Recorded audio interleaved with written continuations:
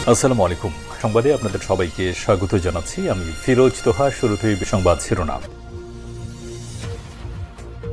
পুরোদমে Iran, Israel এবং নিরীহ ফিলিস্তিনিদের মাঝে ভয়াবহ যুদ্ধ চলছে। আর এই মুহূর্তে আমাদের হাতে এসেছে যুদ্ধের সর্বশেষ গুরুত্বপূর্ণ তাজা আপডেট সংবাদ। প্রথমে জানাবো, ইরানের ভয়ে কাঁপছে ৩ আরব দেশ, উভয় সংকটে যুক্তরাষ্ট্র। ইরান ইস্যুতে উভয় সংকটে পড়েছে মার্কিন যুক্তরাষ্ট্র।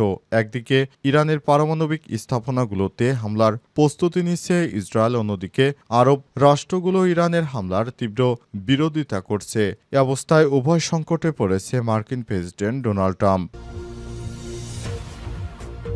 এরপর জানাবো, যুক্তরাষ্ট্র পরিচালিত ত্রাণ কেন্দ্রে ইসরায়েলি হামলা, বহু ফিলিস্তিনি আহত।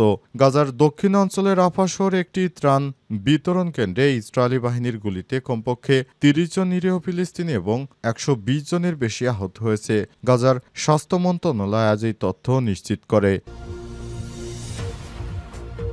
এদিকে রাস্তা থেকে আটা তুলে নিয়ে আল্লাহর কাছে বিচার দিলেন এক মা।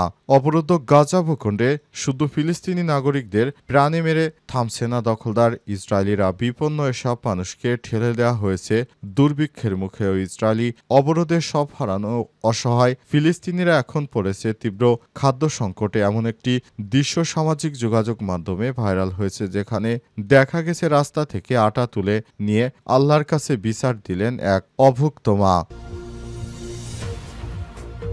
এবারে জানাবো, আমেরিকার যুদ্ধ বাঁধাবেন ট্রাম্প। যুক্তরাষ্ট্রের বিরুদ্ধেই যুদ্ধ করবে যুক্তরাষ্ট্র। শুনতে অবাক লাগলেও এমনটাই এক বাস্তবতা তৈরি করেছেন মার্কিন প্রেসিডেন্ট ডোনাল্ড ট্রাম্প। এটা কোনো সাইফাই সিনেমার কাহিনী নয়, বরং এমন এক রাজনৈতিক পরিস্থিতির ইঙ্গিত, যেখানে ডোনাল্ড ট্রাম্প মন্তব্য ও তার পাগলামির সিদ্ধান্তে দেশটির ভেতরে বিভেদ ও সংঘাতের সম্ভাবনা তৈরি হয়েছে। পুরো দেশের মধ্যেই বিক্ষোভ সমাবেশের প্রস্তুতি চলছে। অনেকেই বিক্ষোভ শুরু করে দিয়েছে। অবস্থায় গৃহযুদ্ধ লেগে যেতে পারে যুক্তরাষ্ট্রে। এবং সর্বশেষ জানাবো, সব দলই ডিসেম্বরের মধ্যে নির্বাচনের মতামত দিয়েছে বললেন বিএনপি নেতা সালাউদ্দিন। অন্তর্বর্তীকালীন সরকার দায়িত্ব গ্রহণের পর বিএনপি নেতা সালাউদ্দিন যে ভারতে গোমাবস্থায় ছিলেন, তিনি দেশে ফিরে আসেন এবং আসার পরই তিনি যে অন্তর্বর্তীকালীন সরকার এবং শিক্ষার্থীদের মাধ্যমে আয়নাঘর থেকে মুক্তি পেয়েছেন, সেই সালাউদ্দিন এখন এই সরকারের বিপক্ষে দাঁড়িয়ে বিভিন্ন উস্কানিমূলক কথা বলছে। তার মধ্যে তিনি প্রত্যেক দিনই সরকারের সমালোচনা করছেন বা নির্বাচন নিয়ে সরকারকে দোষারোপ করছেন। প্রিয় দর্শক, এতক্ষণ শুনছিলেন সংবাদ শিরোনাম, এবারে বিস্তারিত। তবে তার আগে বন্ধুরা, অনুরোধ থাকবে এই সংবাদটিতে একটি লাইক দিন। এই চ্যানেল আপনি নতুন হয়ে থাকলে আমাদের সংবাদটি দেখতে দেখতে চ্যানেলটি সাবস্ক্রাইব করে রাখুন। কমেন্ট করে বন্ধুরা আপনার মূল্যবান মতামত জানিয়ে দিন আপনি বিশ্বের কোন দেশ থেকে বা বাংলাদেশের কোন স্থান থেকে আমাদের সংবাদটি দেখছেন এবং শুনছেন। আর বন্ধুরা, গাজা যুদ্ধে আপনি যদি নিরীহ ফিলিস্তিনিদের ভালোবেসে থাকেন, কমেন্টে ইয়েস লিখে বিশ্ববাসীকে জানিয়ে দিন। সংবাদটি আপনার সোশ্যাল মিডিয়া ফেসবুকে শেয়ার করে বন্ধুদেরও দেখার সুযোগ করে দিন। এবার বিস্তারিত। ইরানের ভয়ে কাঁপছে ৩ আরব দেশ, উভয় সংকটে পড়েছে মার্কিন যুক্তরাষ্ট্র। এবার ইরানের বিরুদ্ধে সংঘাত এবং আলোচনার বিষয়টি সামনে আসার পর উভয় সংকটে পড়েছে মার্কিন যুক্তরাষ্ট্র। কারণ যুক্তরাষ্ট্রে যেসব বন্ধু রয়েছে তাদের মধ্যে অন্যতম সৌদি আরব। আর এই সৌদি আরব এবং কাতার ও দুবাইকে নিয়ে এবার বড় ধরনের সমস্যায় পড়তে যাচ্ছে ডোনাল্ড ট্রাম্প। কারণ যদি ইরানে হামলা চালাতে চায়, তাহলে সেক্ষেত্রে বড় বাধা হয়ে দাঁড়াবে এই ৩ মুসলিম রাষ্ট্র। আর এই রাষ্ট্রগুলোকে বাদ দিয়ে কখনো ইরানে হামলা চালানো সম্ভব নয়। কিন্তু আঞ্চলিক অখণ্ডতা রক্ষায় এই ৩ রাষ্ট্র যুক্তরাষ্ট্রকে কোনোভাবে সহায়তা করতে পারবে না। কারণ তারা চায় না যে ইরানে আবার নতুন করে আরেকটি যুদ্ধবাদুকে অবস্থায় যুদ্ধ শুরু হলে যুক্তরাষ্ট্রের প্রধান মিত্র সৌদি আরব, কাতার সহ এবং সংযুক্ত আরব আমিরাত সহ এই রাষ্ট্রগুলোকে নিয়ে তারা কি করবে এবং কি করবে না, এই বিষয়টি নিয়ে খুবই উদ্বেগ প্রকাশ করেছে মার্কিন যুক্তরাষ্ট্র। কারণ এই হামলার কারণে দখলদার ইসরায়েলি বাহিনী এবং যুক্তরাষ্ট্র কোনোভাবেই সুবিধা করতে পারবে না। কারণ তাদের প্রধান বাধা হয়ে দাঁড়াবে সৌদি আরব। এ কারণে সৌদি আরবকেও ত্যাগ করতে পারবে না যুক্তরাষ্ট্রের। অবস্থায় উভয় সংকটে পড়তে যাচ্ছে মার্কিন যুক্তরাষ্ট্র।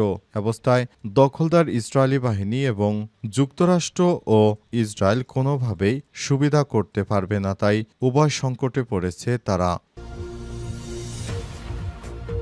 যুক্তরাষ্ট্র পরিচালিত ত্রাণ কেন্দ্রে দখলদার ইসরায়েলি বাহিনীর হামলা, বহু ফিলিস্তিনি হতাহত। গাজার দক্ষিণে রাফা শহর একটি ত্রাণ বিতরণ কেন্দ্রে ইসরায়েলি বাহিনীর গুলিতে কমপক্ষে ৩০ জন নিরীহ ফিলিস্তিনি এবং ১২০ জনের বেশি আহত হয়েছে। গাজার স্বাস্থ্য মন্ত্রণালয় আজ এই তথ্য নিশ্চিত করে।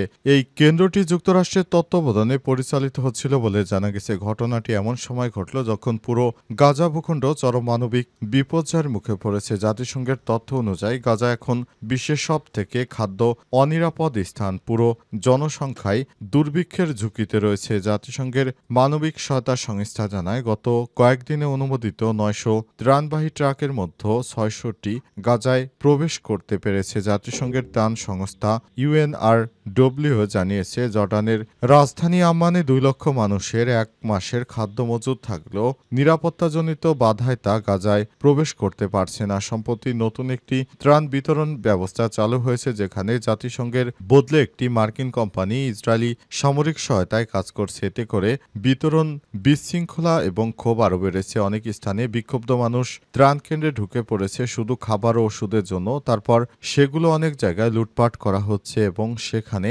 দখলদার ইসরায়েলি বাহিনী গুলি করে নিরীহ ফিলিস্তিনিদেরকে হত্যা করছে, এমন ঘটনাও ঘটছে। রাস্তা থেকে আটা তুলে নিয়ে আল্লাহর কাছে বিচার দিলেন এক মা। অবরুদ্ধ গাজায় শুধু ফিলিস্তিনি নাগরিকদের প্রাণী মেরে থামছে না দখলদার ইসরায়েলি বাহিনী। বিপন্ন সব মানুষকে ঠেলে দেওয়া হয়েছে দুর্ভিক্ষের মুখে।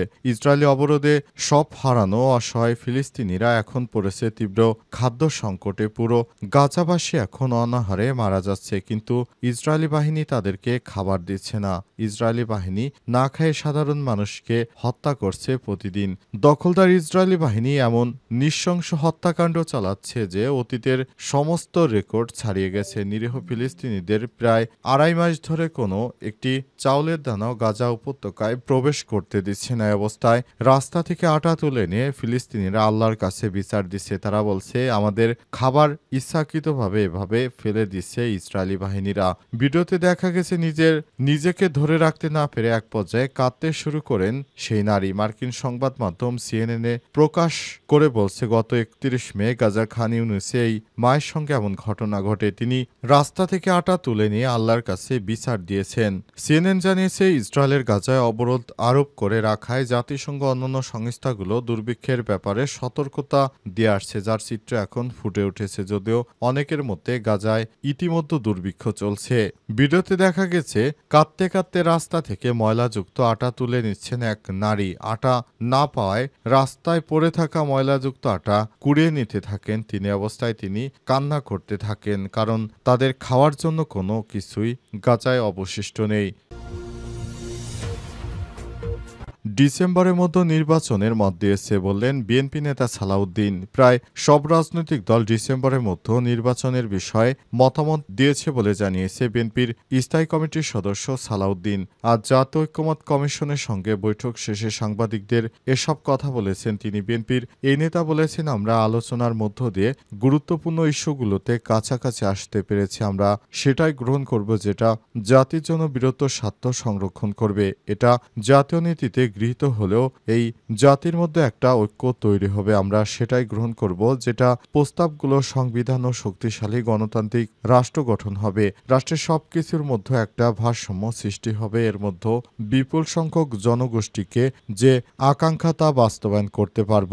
বিএনপির এই নেতা বলেন, আমরা আলোচনার মধ্য দিয়ে এগোতে চাই। সালাউদ্দিন আরও বলেন, আমরা মনে করি ডিসেম্বরের ভেতরে জাতীয় নির্বাচন অনুষ্ঠান করা সম্ভব। আগেই জরুরি ভিত্তিতে যেসব সংস্কার করা প্রয়োজন সেগুলো সংস্কার করে তারপর অতি দ্রুত সময়ের মধ্যে বিএনপি যে নির্বাচনে চায় সেটি বাস্তবায়িত হবে। এ সময় তিনি আরও বলেছেন, ডিসেম্বরের মধ্যে নির্বাচন না হলে দেশে আরও বড় ধরনের সংকট হতে পারে। এ অবস্থায় ডিসেম্বর ছাড়া নির্বাচনের আর কোনো গতি নেই বলে মনে করছে বিএনপি। সুতরাং ডিসেম্বরেই নির্বাচন হওয়া উচিত, এমনটাই জানিয়েছে তারা।